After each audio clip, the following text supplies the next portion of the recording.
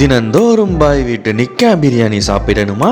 நமது ஈரோடு பிரியாணி பாளையம் உயர் ரக சீரக சம்பா அரிசி மற்றும் தரமான வெள்ளாட்டுக்கறியில் தயார் செய்த பாய் வீட்டு கல்யாண பிரியாணி. மேலும் Chinese, tandoori, shawarma, grill, fresh juice போன்ற அனைத்தும் கிடைக்கும். பிரியாணி பாளையம், லோட்டஸ் ஹாஸ்பிட்டல் அருகில், கொல்லம்பாளையம், ஈரோடு. தொடர்புக்கு 9994210404 9629980046. உங்களது 2D plan, 3D elevation, video editing போன்ற அனைத்து ப்ராஜெக்டுகளுக்கும் அணுகவும். கற்கே கசடர. தொடர்புக்கு 9994704620.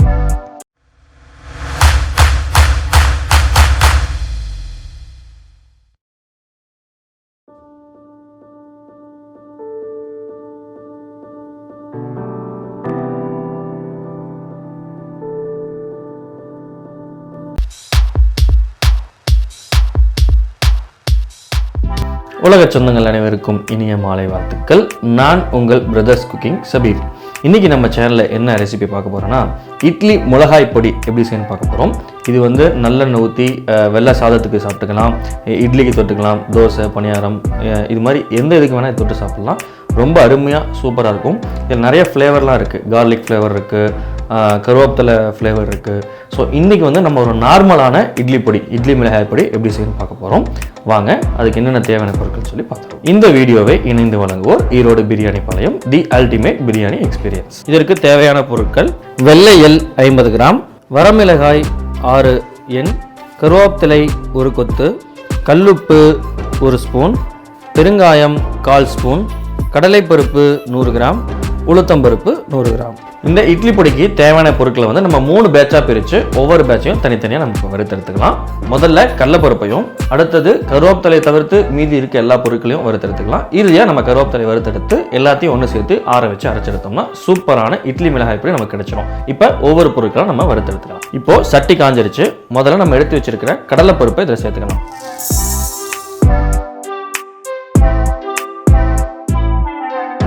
கடலைப்பருப்பு நல்லா ப்ரௌன் ஆகிடுச்சு.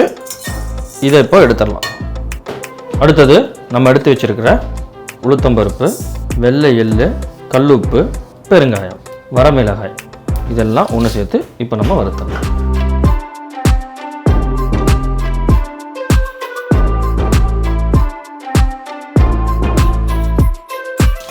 இப்போ நல்லா இது ப்ரௌன் ஆகிடுச்சு. இதையும் இப்போ நம்ம ஒரு பிளேட்டில் எடுத்துக்கலாம்.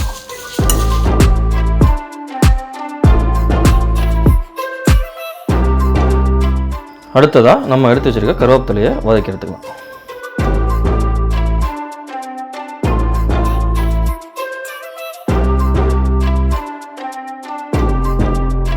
கருவேப்பிலை நல்லா முருகிருச்சு. அதையும் இப்போ நம்ம இதில் ஆட் பண்ணிக்கலாம்.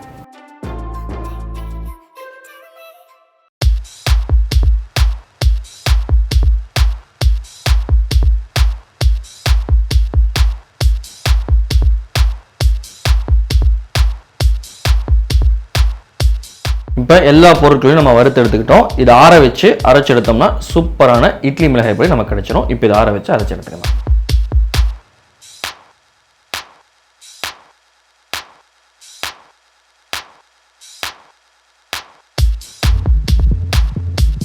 உண்மையாலுமே ஆஹா என்ன மனம்! உண்மையாலுமே நல்ல ஒரு சூப்பரான ஒரு இட்லி பொடி இது.